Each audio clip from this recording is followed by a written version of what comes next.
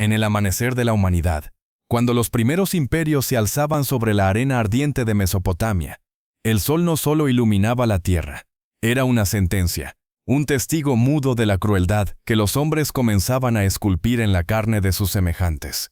En ese mundo antiguo, donde la vida pendía de un hilo tan frágil como la voluntad de los reyes, nació un castigo que trascendería los siglos, un suplicio cuyo nombre aún hoy provoca un escalofrío, el empalamiento. ¿Qué lleva a una civilización a imaginar un tormento tan grotesco, tan deliberadamente inhumano? En este capítulo, aquí, en el archivo del horror, desenterramos los orígenes de esta práctica macabra, un acto de barbarie que no solo buscaba destruir un cuerpo, sino quebrar el espíritu de quienes lo presenciaban. Si este relato ya ha capturado tu alma, suscríbete al canal y acompáñanos en este descenso a los abismos del pasado. El empalamiento no surgió de un solo hombre ni de un solo lugar. Sus raíces se hunden en la arena del tiempo, en las tierras donde los primeros códigos de justicia no eran más que gritos de venganza escritos con sangre. En Mesopotamia, hace más de 4000 años, los reyes de Sumeria y Acadia ya conocían el poder del terror. Los textos cuneiformes, grabados en arcilla endurecida, susurran historias de rebeldes y traidores, cuyos cuerpos fueron alzados en estacas afiladas, expuestos bajo el sol implacable como advertencia para los vivos. Imagina, si te atreves, la escena. Un hombre, aún consciente, atravesado por una lanza de madera que no mata de inmediato, sino que prolonga la agonía durante horas, quizás días. El aire cargado con el hedor de la sangre seca, el zumbido de las moscas, el silencio roto solo por los gemidos de los condenados. ¿Qué sentían aquellos primeros verdugos al clavar la estaca? ¿Era justicia, o simplemente un placer mórbido disfrazado de autoridad? En esas tierras abrasadas, el empalamiento no era solo un castigo, era un mensaje. Los reyes, desde Hammurabi hasta los tiranos menores de las ciudades-estado, entendían que el poder no se sostiene solo con ejércitos, sino con el miedo. Un hombre empalado, suspendido entre la vida y la muerte, era más que una víctima, era una estatua viviente del sufrimiento, una obra maestra del horror diseñada para doblegar a los rebeldes y silenciar a los descontentos. Pero, ¿por qué elegir un método tan lento, tan calculado? Porque el empalamiento no solo mataba, humillaba, deshumanizaba, convertía al condenado en un espectáculo público. Las multitudes se reunían, no por morbo, sino por temor supersticioso, como si mirar fijamente a los ojos vidriosos de la víctima pudiera protegerlos de un destino similar. A medida que los siglos avanzaban, el empalamiento se extendió como una plaga, viajando por las rutas comerciales y las conquistas. En Persia, bajo los aqueménidas, los cronistas describen cómo Darío el Grande ordenaba empalar a los líderes rebeldes, dejando sus cuerpos como hitos en los caminos del imperio. En Egipto, los faraones, aunque menos proclives a este método, lo adoptaron ocasionalmente para castigar a los traidores que osaban desafiar la divinidad de su reinado. Cada cultura, cada imperio, añadía su propio refinamiento siniestro. Los asirios, maestros del terror, perfeccionaron la técnica, asegurándose de que la estaca no perforara órganos vitales de inmediato, prolongando el sufrimiento hasta límites casi imposibles de imaginar. ¿Puedes concebirlo? Un hombre, aún vivo, colgando de una estaca, sus gritos resonando en un palacio donde las copas de vino seguían chocando, donde la vida continuaba como si nada. Pero fue en el umbral del Imperio Otomano, siglos después, donde el empalamiento encontró su apogeo, su transformación en un arte macabro. Los otomanos, herederos de las tradiciones de Mesopotamia y Persia, no solo adoptaron el empalamiento, lo elevaron a un símbolo de poder absoluto. En los mercados de Constantinopla, en los campos de batalla de Anatolia, las estacas se alzaban como bosques grotescos, cada una sosteniendo un cuerpo que aún se retorcía, un recordatorio de la furia del sultán. Los cronistas europeos, horrorizados, escribían sobre estas escenas con una mezcla de fascinación y repulsión, describiendo cómo los condenados podían permanecer vivos durante días, sus cuerpos convertidos en cáscaras de dolor. ¿Qué clase de mente diseña un castigo así? ¿Qué dice de nosotros como especie? Que hayamos perfeccionado el arte de prolongar la agonía. El empalamiento, sin embargo, no era solo un acto físico, era una puesta en escena, un ritual diseñado para grabarse en la memoria de los vivos. Los verdugos, entrenados con una precisión quirúrgica, Sabían cómo insertar la estaca para evitar una muerte rápida. La punta, a menudo engrasada con aceite o sebo, se deslizaba entre los músculos, esquivando el corazón y los pulmones, para que la víctima sufriera el mayor tiempo posible. El cuerpo, alzado en el aire, era expuesto a los elementos. El sol quemaba la piel, las moscas se posaban sobre las heridas abiertas. El viento llevaba el olor de la muerte a las aldeas cercanas. Y mientras tanto los vivos observaban, paralizados, preguntándose si serían los siguientes. ¿Alguna vez has imaginado el peso de ese silencio? El momento en que una ciudad entera contiene el aliento, temiendo el próximo nombre en la lista del verdugo. Este capítulo no es solo una crónica de los orígenes del empalamiento. Es una ventana al alma oscura de la humanidad, porque el empalamiento, en su brutalidad, revela algo más profundo, algo que nos incomoda admitir. No era solo un castigo para los traidores o los rebeldes. Era un espejo, una forma de mostrar a los vivos lo frágil que es la vida, lo fácil que es perderla en manos de un poder implacable. Y sin embargo, en su horror, también hay una pregunta que resuena. ¿Por qué, una y otra vez, los seres humanos han vuelto a este método, a este suplicio tan cruel, tan desmesurado?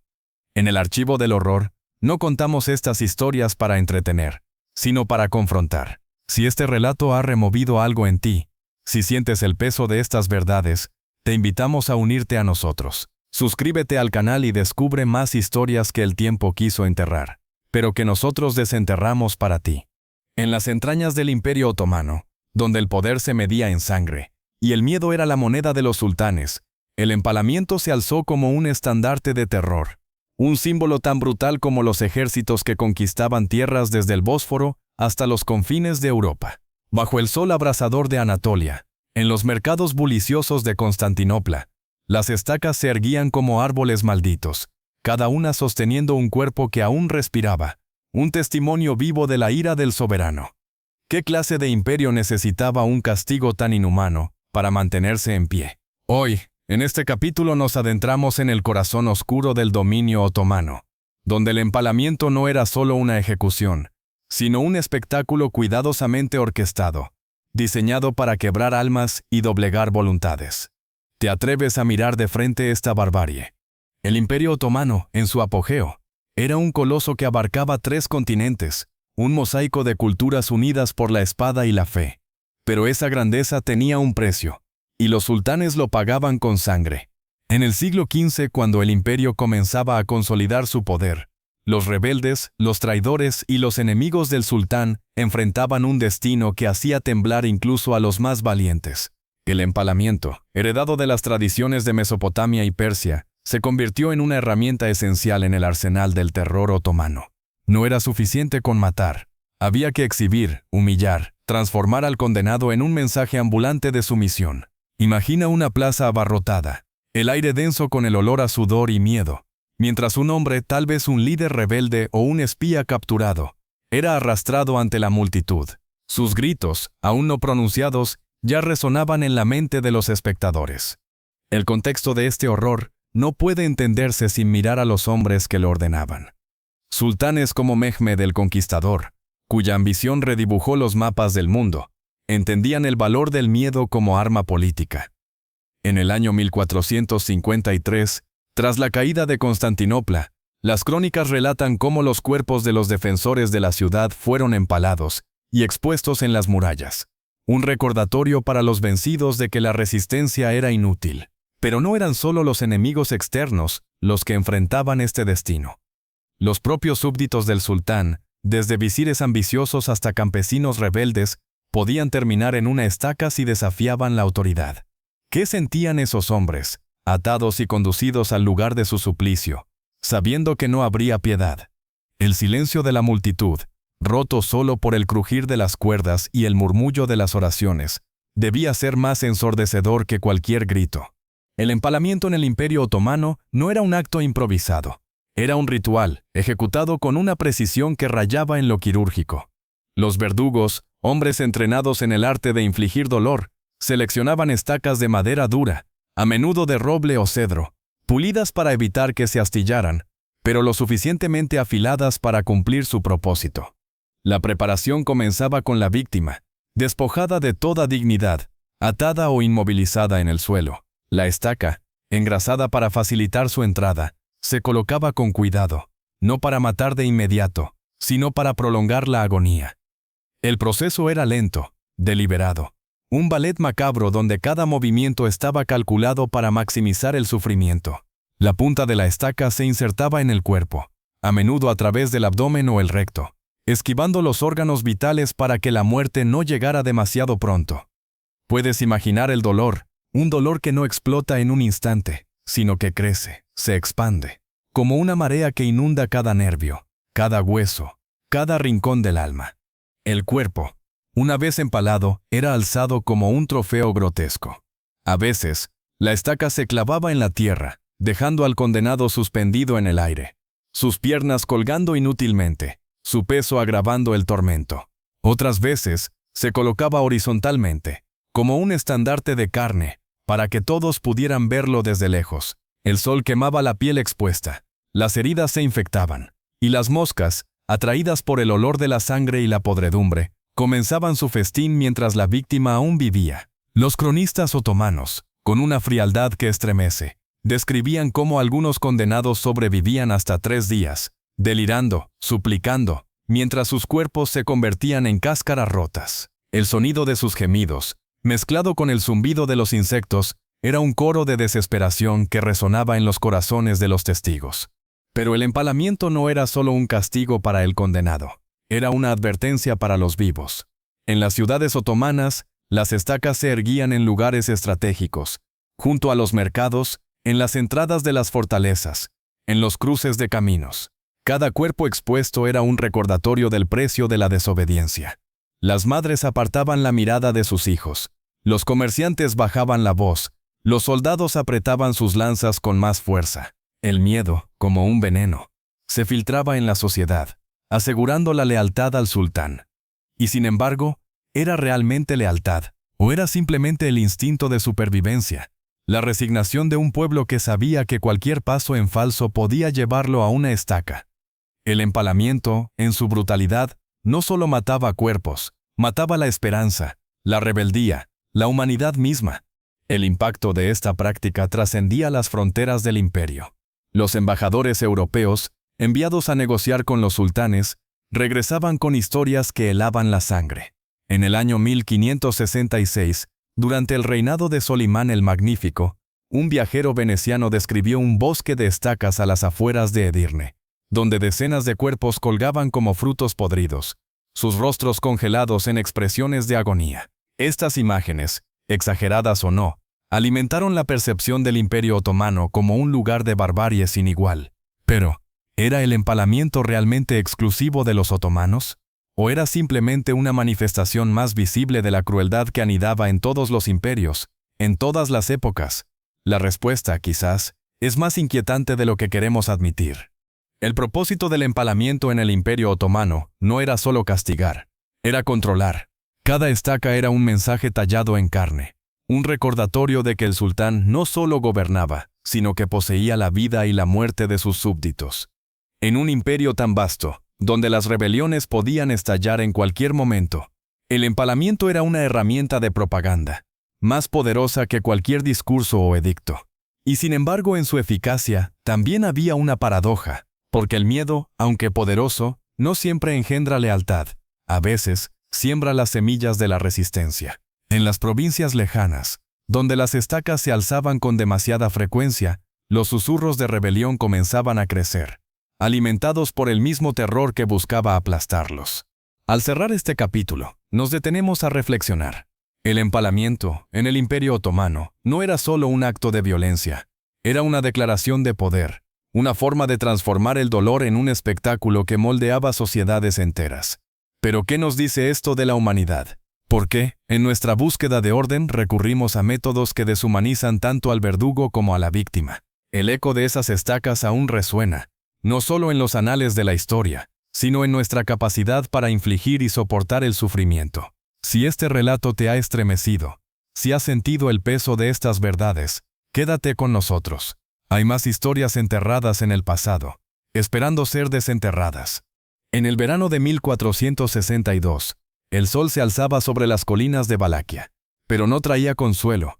En su lugar, iluminaba un paisaje de pesadilla. Un bosque donde los árboles no eran de madera, sino de carne y hueso. Miles de estacas, cada una coronada por un cuerpo retorcido, se extendían hasta donde alcanzaba la vista.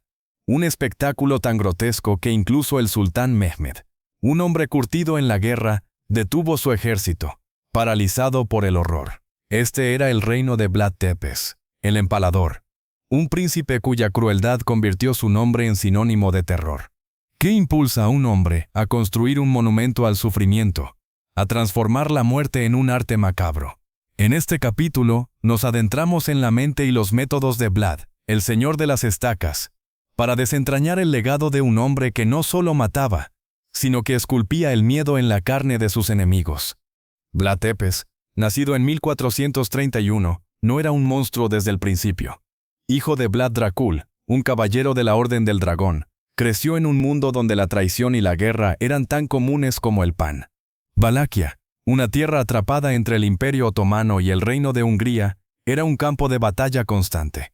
Un lugar donde la lealtad se compraba con sangre y se perdía con un susurro. Vlad, apenas un niño, fue entregado como rehén a los otomanos, un peón en los juegos de poder de su padre. En los palacios de Edirne, lejos de su hogar, presenció la brutalidad del imperio. Ejecuciones, traiciones y sí, el empalamiento. Fue allí, en esos corredores oscuros, donde la semilla del horror comenzó a germinar en su alma. ¿O fue la traición de los suyos, los boyardos que asesinaron a su padre, lo que lo convirtió en un verdugo sin piedad?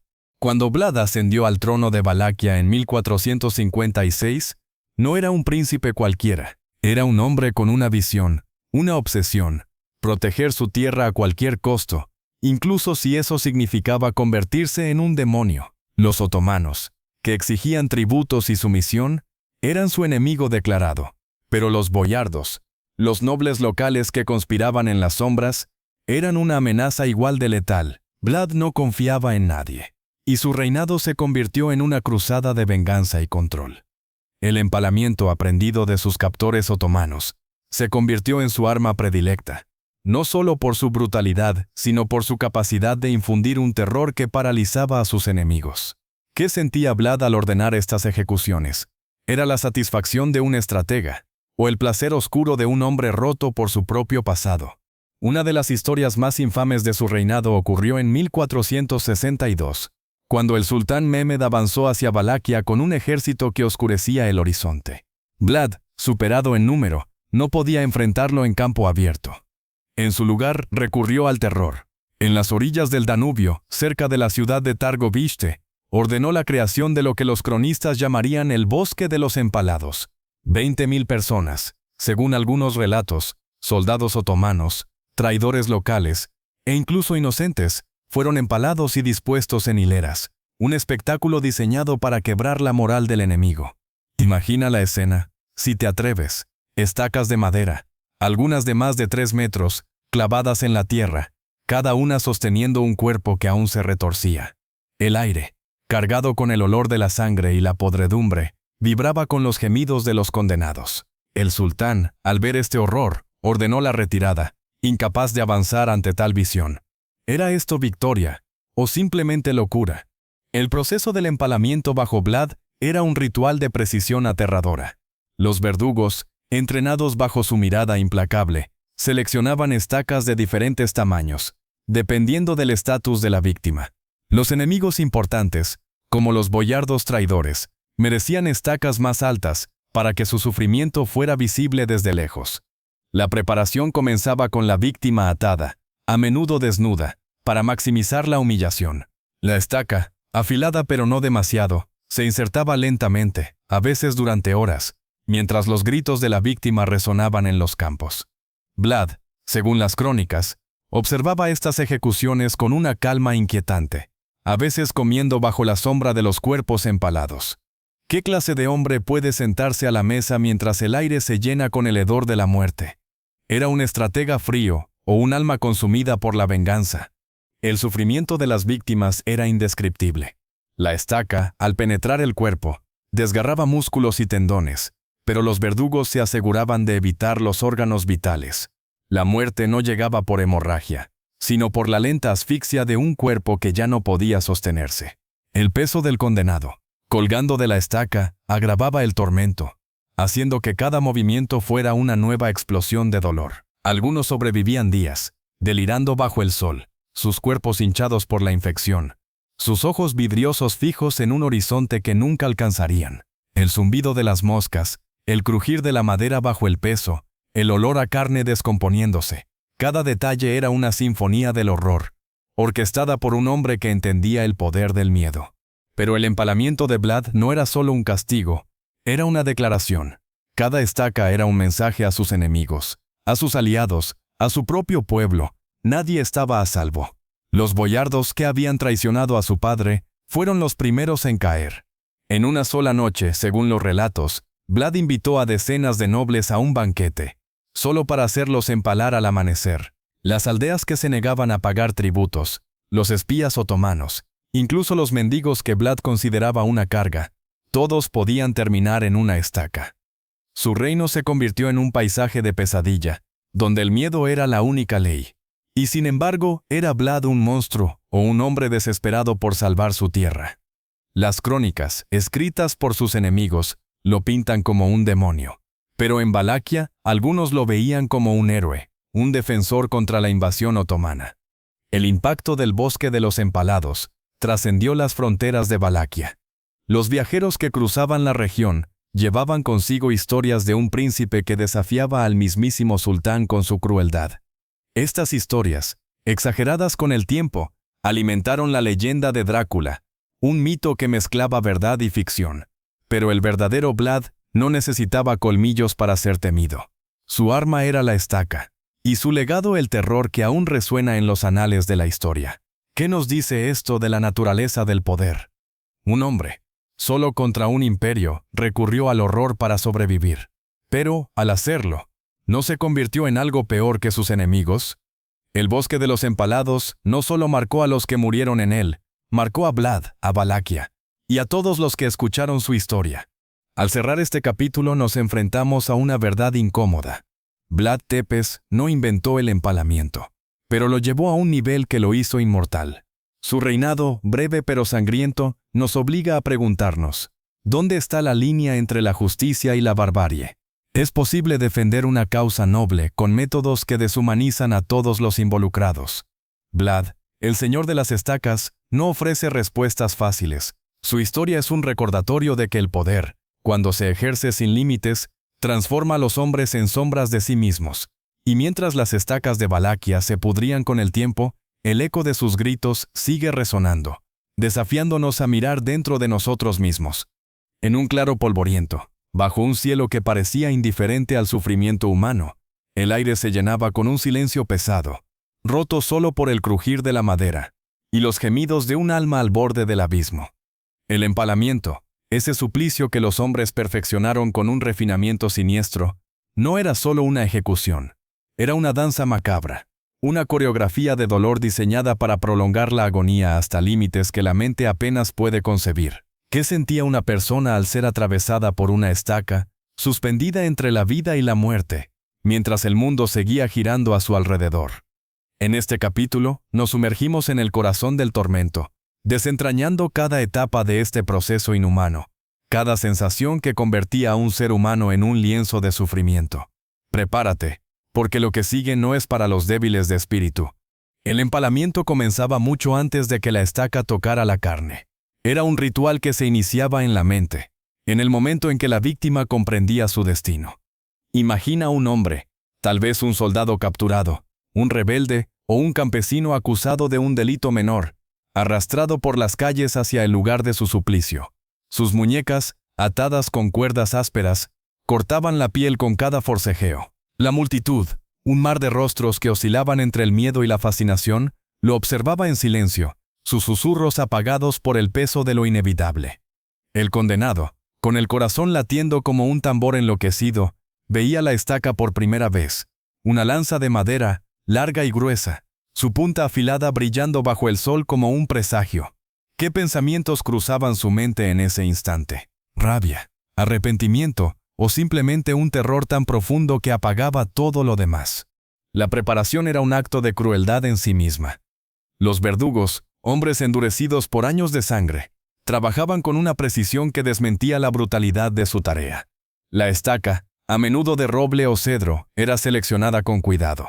No debía ser demasiado delgada, para no romperse bajo el peso del cuerpo, ni demasiado gruesa, para permitir una penetración lenta y controlada. En algunos casos, la punta se embotaba ligeramente. No por piedad, sino para prolongar el sufrimiento. El condenado era despojado de su ropa, expuesto a la mirada de la multitud, su dignidad arrancada antes que su vida. Lo ataban al suelo, a veces boca abajo, con las piernas separadas y los brazos inmovilizados. El olor a tierra húmeda, mezclado con el sudor y el miedo, llenaba el aire. Y entonces comenzaba el verdadero horror. La estaca no se clavaba de un golpe. No era un acto de violencia rápida, como un hacha o una espada. Era un proceso lento, deliberado, un asalto calculado al cuerpo y al alma. Los verdugos con manos expertas posicionaban la punta en el punto de entrada, a menudo el recto o el abdomen, dependiendo de la tradición o el capricho del ejecutor. La madera, a veces engrasada con sebo o aceite para facilitar su paso, se deslizaba con una lentitud que desafiaba la razón. El primer contacto era un pinchazo agudo, un dolor que explotaba como un relámpago, pero eso era solo el comienzo. A medida que la estaca avanzaba, rasgaba músculos, tendones y tejidos, enviando oleadas de agonía que hacían que el condenado se arqueara contra sus ataduras. ¿Puedes imaginar un dolor tan absoluto, tan invasivo, que borra todo lo demás? Un dolor que no permite pensar, solo gritar. Los verdugos sabían cómo manipular la estaca para evitar los órganos vitales. Si la punta perforaba el corazón o los pulmones, la muerte llegaba demasiado rápido. Y eso iba contra el propósito del empalamiento. En cambio, la guiaban con cuidado, a veces durante minutos interminables, para que atravesara el cuerpo sin causar un colapso inmediato. El condenado, aún consciente, sentía cada centímetro de madera avanzando, desgarrando su interior, mientras su propio peso lo traicionaba, hundiendo la estaca más profundamente. La sangre, caliente y pegajosa, comenzaba a fluir, manchando la tierra y atrayendo a las moscas, cuyo zumbido se convertía en un coro constante. Los gritos, al principio agudos y desesperados, se transformaban en gemidos roncos, entrecortados por jadeos que apenas podían sostener la vida. Una vez que la estaca estaba completamente insertada, llegaba el momento más cruel: alzar al condenado. Los verdugos, usando cuerdas o poleas, elevaban la estaca y la clavaban en el suelo, dejando al condenado suspendido en el aire. El peso del cuerpo agravaba el tormento, haciendo que la estaca se moviera dentro de la carne, desgarrando más tejido con cada respiración. Algunos eran empalados verticalmente, con la estaca saliendo por la espalda o el pecho. Otros, en un refinamiento aún más sádico, eran atravesados de lado a lado, como un animal en un espetón. El dolor era una presencia viva, un monstruo que devoraba la mente del condenado. Los nervios, expuestos y destrozados, enviaban señales de fuego a un cerebro que ya no podía procesarlas. Y sin embargo la muerte no llegaba. No aún. El sufrimiento no terminaba con la inserción de la estaca. El empalamiento era un castigo diseñado para prolongarse, para hacer que cada segundo fuera una eternidad. Bajo el sol abrasador, la piel del condenado se quemaba, se agrietaba, se volvía un lienzo de ampollas y sangre seca. Las heridas expuestas al aire se infectaban rápidamente, y el olor de la podredumbre comenzaba a emanar del cuerpo aún vivo. Las moscas y otros insectos, atraídos por la carne expuesta, se posaban sin piedad, depositando larvas que comenzaban a alimentarse de la piel. El condenado, si aún tenía fuerzas, podía intentar gritar, pero su voz se desvanecía en un murmullo roto. Algunos deliraban, hablando con fantasmas o suplicando a un Dios que no respondía. Otros simplemente miraban al vacío, sus ojos vidriosos fijos en un punto que nadie más podía ver. El impacto psicológico era tan devastador como el físico. La humillación de estar expuesto, desnudo y roto, ante una multitud que no podía hacer nada más que mirar, aplastaba cualquier resto de dignidad. Los espectadores, paralizados por el miedo, no podían apartar la vista, como si el horror los atara a la escena. Y para el condenado, saber que su sufrimiento era un espectáculo, una advertencia para los vivos, añadía una capa más de tormento. ¿Qué se siente al saber que tu muerte no es solo tuya, sino un mensaje para otros. Que tu cuerpo, destrozado y expuesto, es una herramienta del poder, un símbolo de la derrota. La mente, atrapada en un cuerpo que se desmorona, debía oscilar entre la desesperación y la resignación. Un infierno que no terminaba ni siquiera con el último aliento. El empalamiento podía durar horas, a veces días. Los más fuertes, o los más desafortunados, sobrevivían hasta que la infección, la deshidratación o la asfixia finalmente los liberaban. El cuerpo, hinchado y desfigurado, se convertía en algo apenas reconocible como humano. La piel, moteada de manchas negras y amarillentas, se pegaba a los huesos. Los fluidos corporales, mezclados con sangre y pus, goteaban hasta la tierra, formando charcos que apestaban a muerte. Y mientras tanto el mundo seguía girando. Los pájaros cantaban, los comerciantes regateaban, los niños jugaban a lo lejos. La banalidad de la vida cotidiana, contrastada con la obscenidad del sufrimiento, era quizás el aspecto más cruel de este castigo.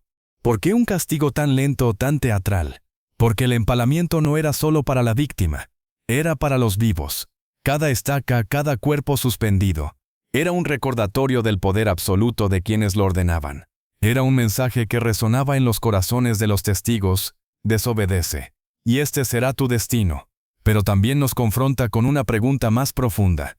¿Qué dice de nosotros, como especie, que hayamos creado un método tan calculado para infligir dolor? El empalamiento no solo destruía cuerpos, destruía la idea misma de humanidad, dejando tras de sí un silencio que aún resuena en los siglos. En las brumas del tiempo, donde la memoria se desvanece y los gritos se convierten en susurros, las estacas del empalamiento aún se alzan, no en la tierra, sino en la imaginación humana. Este castigo, que transformó cuerpos en monumentos de dolor, no desapareció con los imperios que lo perfeccionaron. Dejó una herida abierta en la historia, una cicatriz que aún sangra en los relatos, los mitos y las pesadillas de quienes escuchan su historia. ¿Cómo puede un acto de barbarie tan antiguo seguir resonando en nuestra conciencia? ¿Por qué el empalamiento, con su crueldad casi inconcebible, se niega a ser olvidado? En este capítulo, exploramos el legado de este suplicio, desde su impacto en las sociedades que lo emplearon hasta su sombra en el arte, la literatura y la pregunta eterna sobre la naturaleza humana. Prepárate para un viaje que no solo mira al pasado, sino que te obliga a enfrentarte al presente. El empalamiento, en su apogeo, fue más que un castigo, fue un idioma, una forma de comunicación que los poderosos usaban para hablar con los vivos. En el Imperio Otomano, las estacas que se alzaban en los mercados y los campos de batalla eran proclamas silenciosas, más elocuentes que cualquier edicto real. Cada cuerpo suspendido, cada rostro congelado en una mueca de agonía, era un recordatorio del precio de la desobediencia.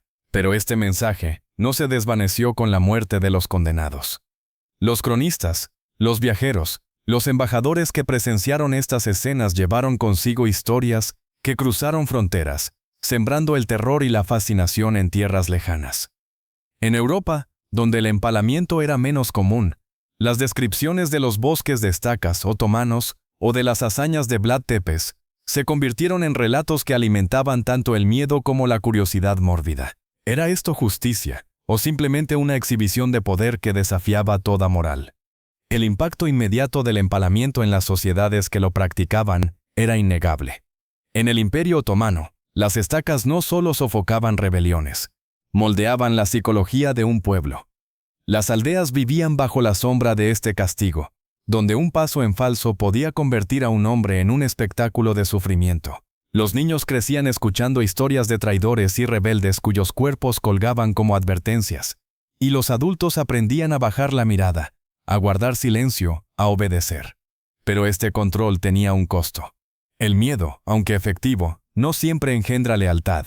A veces, siembra resentimiento. En las provincias más lejanas del imperio, donde las estacas se alzaban con demasiada frecuencia, los susurros de resistencia comenzaban a crecer, alimentados por la misma brutalidad que buscaba aplastarlos. ¿No es irónico que un castigo diseñado para someter pudiera, en su exceso, encender la chispa de la rebelión? En Valaquia, bajo el reinado de Vlad Tepes, el empalamiento dejó una marca aún más profunda.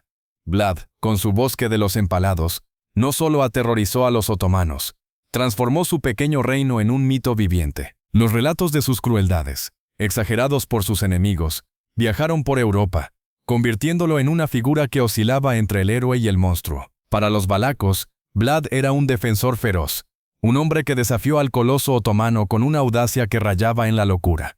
Pero para los extranjeros, era Drácula, el señor de las estacas, cuya sed de sangre parecía sobrenatural. Esta dualidad dio al empalamiento un lugar único en la cultura. No era solo un castigo, era una historia, una leyenda que trascendió los hechos para convertirse en un símbolo de la crueldad humana. ¿Qué nos dice esto de nuestra fascinación con el horror? ¿Por qué, incluso hoy, seguimos volviendo a estas historias, incapaces de apartar la mirada? El empalamiento también dejó su huella en el arte y la literatura, como un eco que se niega a desvanecerse. En la Europa medieval, los grabados y las crónicas ilustradas retrataban escenas de empalamiento con un detalle que mezclaba la repulsión con la fascinación. Estas imágenes, aunque a menudo exageradas, alimentaron la imaginación de generaciones, convirtiendo al empalamiento en un símbolo de la barbarie oriental en la mente de Occidente. En el siglo XIX, cuando Bram Stoker escribió Drácula, el legado de Vlad Tepes y sus estacas se transformó en un mito gótico, un cuento de terror que aún resuena en nuestra cultura. Pero el empalamiento no necesitaba vampiros para ser aterrador. Su brutalidad pura, su capacidad para reducir a un ser humano a un objeto de sufrimiento, era suficiente para grabarse en la memoria colectiva. ¿No es curioso cómo convertimos el dolor real en historias, como si al contarlo pudiéramos exorcizarlo? A medida que los siglos avanzaban, el empalamiento comenzó a desvanecerse como práctica.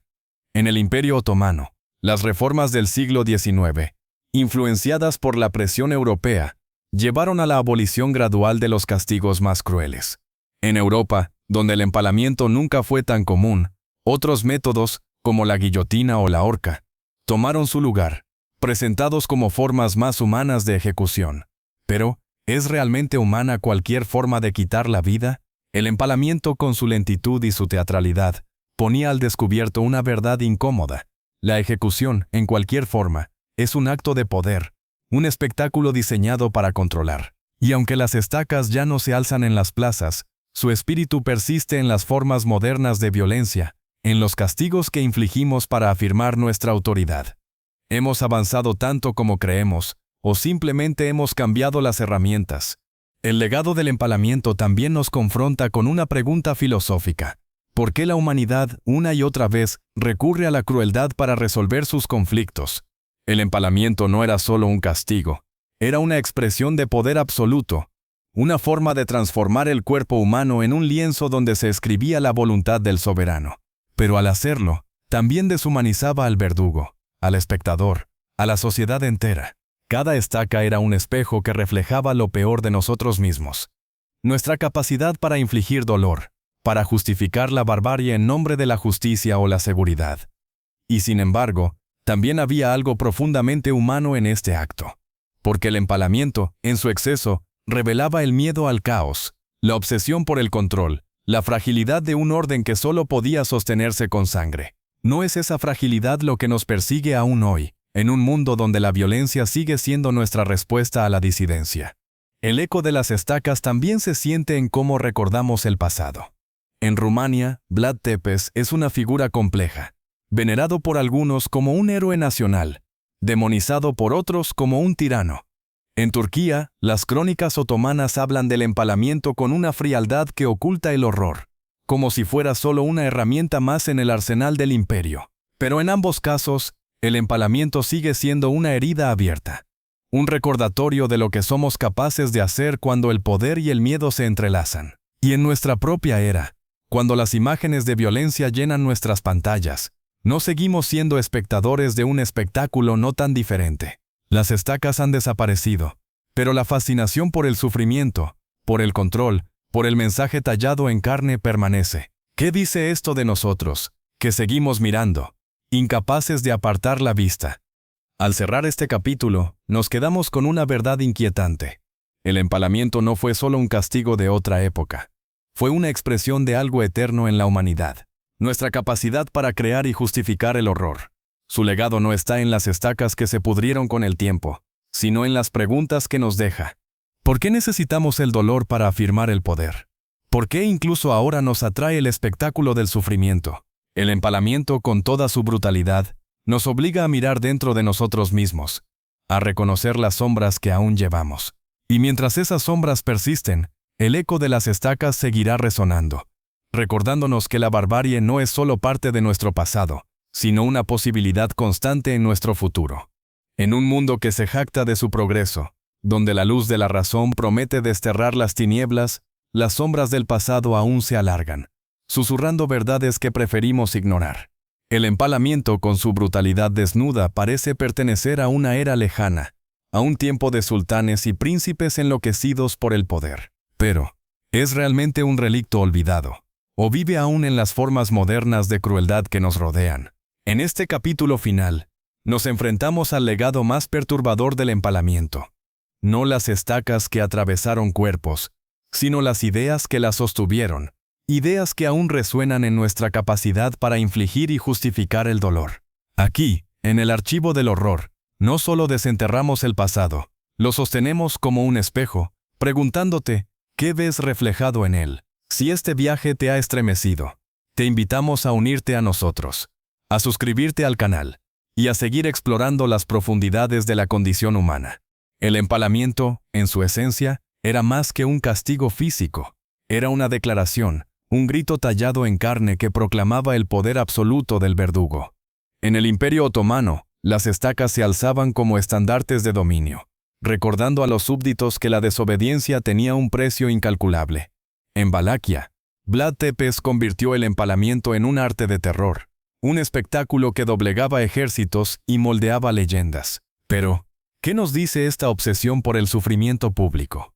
Que el poder, en su forma más cruda, no se contenta con gobernar, necesita ser visto, sentido, temido. Cada estaca era un escenario, cada víctima un actor forzado en una tragedia escrita por los poderosos. Y aunque las estacas han desaparecido, no seguimos construyendo escenarios similares. Las ejecuciones públicas han dado paso a nuevas formas de espectáculo. Imágenes de violencia que llenan nuestras pantallas, castigos que se infligen no con madera, sino con palabras, con leyes, con sistemas que aplastan tan eficazmente como cualquier lanza. Piensa, por un momento, en la lentitud del empalamiento.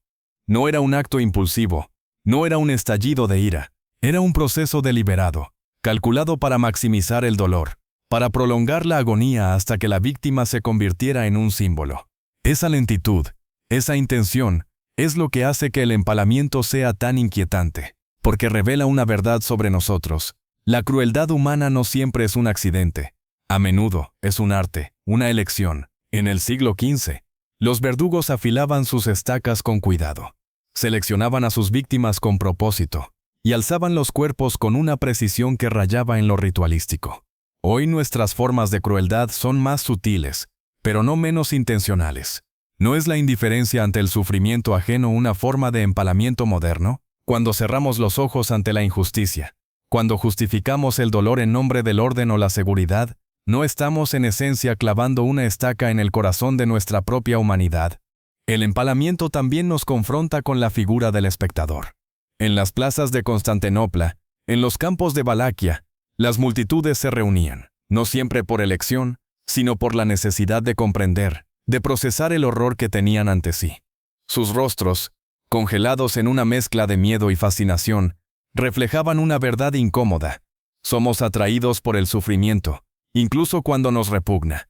Esa dualidad sigue viva. Hoy, las imágenes de violencia, de guerra, de opresión, llegan a nosotros en un instante, proyectadas en pantallas que caben en nuestra mano. Y nosotros miramos. Miramos porque no podemos evitarlo. Porque el horror, en su brutalidad, nos hipnotiza. Pero ¿qué hacemos con lo que vemos? ¿Nos conmueve? ¿Nos indigna? ¿O simplemente pasamos a la siguiente imagen, como los espectadores de antaño que apartaban la vista de las estacas para seguir con sus vidas? El legado del empalamiento no está solo en su brutalidad, sino en las preguntas que nos obliga a hacernos. ¿Por qué el poder necesita el dolor para afirmarse? ¿Por qué la humanidad, una y otra vez, recurre a la violencia para resolver sus conflictos? En el Imperio Otomano, el empalamiento era una herramienta de control, una forma de sofocar la disidencia antes de que pudiera crecer. En Valaquia, era un arma de resistencia, Un grito desesperado de un príncipe que sabía que no podía ganar por la fuerza, pero sí por el terror. En ambos casos, el empalamiento revelaba una verdad sobre el poder. Es frágil, necesita espectáculos, necesita sangre, necesita miedo para sostenerse. Y en nuestra propia era, cuando los sistemas de poder se disfrazan de progreso, ¿no seguimos viendo esa fragilidad? Las prisiones abarrotadas, las sanciones que castigan a pueblos enteros, las guerras que se libran en nombre de la paz. ¿No son estas las estacas modernas, alzadas para recordarnos quién manda? Pero hay otra dimensión del empalamiento que no podemos ignorar. Su capacidad para deshumanizar, no solo a la víctima, sino a todos los involucrados. El condenado, reducido a un cuerpo roto, perdía su identidad, su historia, su humanidad. El verdugo, al clavar la estaca, se convertía en una extensión del poder, un instrumento sin alma. Y los espectadores, atrapados en su silencio, se veían obligados a aceptar que este horror era parte de su mundo. Esa deshumanización no ha desaparecido. Cada vez que justificamos el sufrimiento ajeno, cada vez que miramos hacia otro lado, estamos participando en un ritual tan antiguo como las estacas de Mesopotamia. ¿Qué nos separa, entonces, de aquellos que alzaban las estacas? ¿Es solo el tiempo, o es nuestra voluntad de confrontar estas verdades lo que marca la diferencia? El empalamiento como práctica se desvaneció con los siglos, pero su espíritu persiste. No necesitamos estacas para infligir dolor. Hemos encontrado formas más sofisticadas, más invisibles. Las torturas modernas, ya sean físicas o psicológicas, comparten el mismo propósito: controlar, castigar, demostrar. Y mientras el mundo avanza, mientras construimos rascacielos y conectamos continentes con un clic, seguimos siendo los mismos seres que, hace 500 años, miraban con horror y fascinación los cuerpos suspendidos en el aire. La pregunta no es si hemos superado el empalamiento, sino si hemos superado la mentalidad que lo hizo posible. ¿Lo hemos hecho? ¿O seguimos en el fondo siendo los mismos verdugos, los mismos espectadores, los mismos condenados? Aquí, en el archivo del horror, no contamos estas historias para entretener, sino para confrontar. Cada relato es una invitación a mirar de frente las sombras de nuestra historia, a reconocer que el pasado no está tan lejos como creemos. El empalamiento, con toda su brutalidad, nos recuerda que la crueldad no es una aberración, es una posibilidad, una elección que la humanidad ha hecho una y otra vez. Si este viaje a través de las estacas te ha dejado con más preguntas que respuestas, si ha removido algo en tu alma, te pedimos que te unas a nosotros. Suscríbete al canal, porque en el archivo del horror seguiremos desenterrando estas verdades, enfrentándonos al pasado para entender el presente. Porque mientras las estacas sigan resonando en nuestra memoria, nuestra tarea no estará completa. ¿Te atreves a seguir con nosotros?